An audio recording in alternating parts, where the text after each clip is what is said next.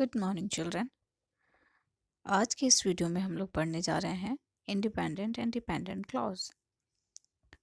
So let's try to understand with the help of definitions. So independent clause, what independent clause are?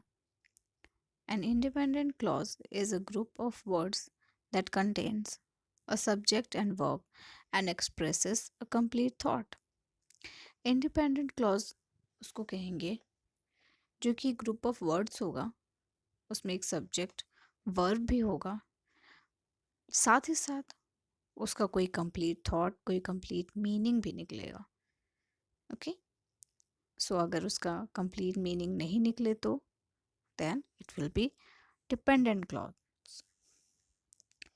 Like its definition says, dependent clause, a dependent clause is a group of words that contains a subject and verb but does not expresses a complete thought. Okay, so यहाँ पे expresses होगा actually. सो यहाँ पे क्या है, dependent clause क्या होगा? This is also group of words, ये भी ग्रुप ऑफ वर्ड्स होगा और उसमें भी एक सब्जेक्ट एक वर्ब होगा, बट अपने आप में वो कोई कंप्लीट थॉट, कोई कंप्लीट मीनिंग नहीं देता होगा। ठीक है, तो उसको हम लोग कहेंगे dependent clause. So how to differentiate this? चलिए, let's try to understand with the help of some examples. Here you can see one example is there. Seema ate rice and vegetables because she was hungry. Okay, so Seema ate rice and vegetable. हम लोग vegetables तक देखेंगे तो वो अपने आप में complete sentence, complete meaning दे रहा है। Seema ate rice and vegetables. Okay, सीमा ने राइस और वेजिटेबल्स खाया। एंड उसके बाद जो सेंटेंस बच जा रहा है उसको हम लोग देखेंगे, बिकॉज शी वॉज हंग्री। अगर हम लोग सेपरेटली इसको देखें तो this is not giving a complete thought. इससे कोई कंप्लीट थॉट नहीं मिल रहा है क्योंकि वह हंग्री थी। वो डिपेंडेंट है because she was hungry.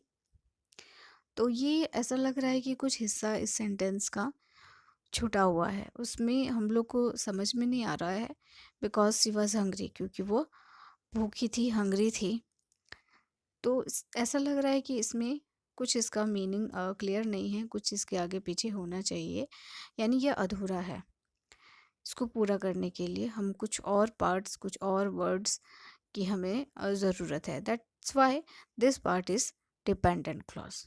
Okay, वो डिपेंड है किसी और सेंटेंसेस, कुछ और वर्ड्स पे, तो इसलिए this part because she was hungry is a dependent clause. Okay, but Seema ate rice and vegetable, Seema ये अपने आप में एक कंप्लीट सेंटेंस है, अपने आप में कंप्लीट मीनिंग दे रहा है, इसको किसी और पार्ट की ज़रूरत नहीं है। So this part, Seema ate rice and vegetables, is independent clause. Okay, let's try to understand this point with the help of one more example. Rohit went to the park after he finished school. Okay, Rohit went to the park, तो ये अपने आप में complete thought they रहा है, Rohit park गया था। Okay, so this is independent clause. But अगर हम लोग आफ्टर ही फिनिश्ड स्कूल अगर ऐसे ही बोले, आफ्टर ही फिनिश्ड स्कूल, तो this shows that some words, something is missing in this part of the sentence. That's why this part is dependent clause. Okay, I hope आप समझ रहे हो बच्चों।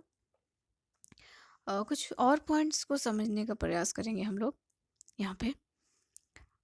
some important points: use a comma before a coordinating conjunction, that is connecting word. Okay, so we have some examples over here. One example is here: he was happy after getting good marks, so he decided to go to cinema. Okay.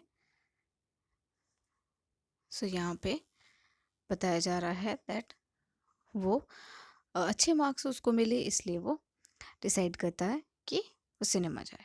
ठीक है. सो आप देख सकते हैं hair एक comma का use किया गया है कोऑर्डिनेटिंग कंजंक्शन के बाद. ठीक है. तो ये दोनों पार्ट जो हैं वो दोनों part, he was happy after getting good marks, this part, and he decided to go to cinema, this part, these both parts are independent clause. Okay. And so is a conjunction. so जो है वो conjunction है. तो यहाँ पे वही कहा जा रहा है कि अगर सेंटेंस का दोनों पार्ट इंडिपेंडेंट क्लॉज हो और उसके बीच में उसको कनेक्ट करने वाला एक कंजंक्शन आए, तो फर्स्ट पार्ट के बाद हम लोग एक कॉमा का यूज़ करेंगे. Okay. That you can see he was happy after getting good marks, and after that there is a comma, there after so, that is conjunction, और उसके बाद उसका सेकेंड पार्ट लिखा गया है, that is also a independent clause. Okay. अगर दो independent clause रहे और वो एक कंजंक्शन के साथ कनेक्ट हो रहा हो, तो फर्स्ट पार्ट के बाद हम लोग या फिर जस्ट बिफोर कंजंक्शन के पहले कॉमा का यूज़ करेंगे. Next point is use a semicolon between two independent clause with no coordinating conjunction. ठीक है. एक सेमीकोलन का यूज़ हम लोग करेंगे जहाँ पे कोऑर्डिनेटिंग कंजंक्शन नहीं हो और दोनों पार्ट जो हो वो इंडिपेंडेंट क्लॉज हो. Okay. So he was happy after getting good marks. This is the first independent clause, and there is a semicolon. You can see he decided to go to cinema. Okay, because there is no any conjunction, so here semicolon will be used. Okay, so both the parts of this sentence, this complete sentence, are independent clauses. Okay, so these are two points. ये दो points हैं जिसको आपको ध्यान में रखने हैं, और कुछ और पॉइंट्स के साथ हम लोग अगले वीडियो में मिलेंगे. और तब तक बच्चों आप इंडिपेंडेंट क्लॉज और डिपेंडेंट क्लॉज को समझने का प्रयास कीजिए. वीडियो को आप देखिए और इसको समझने का कोशिश कीजिए. आई होप आपको समझ में आ गया होगा. So thank you children. Keep on studying.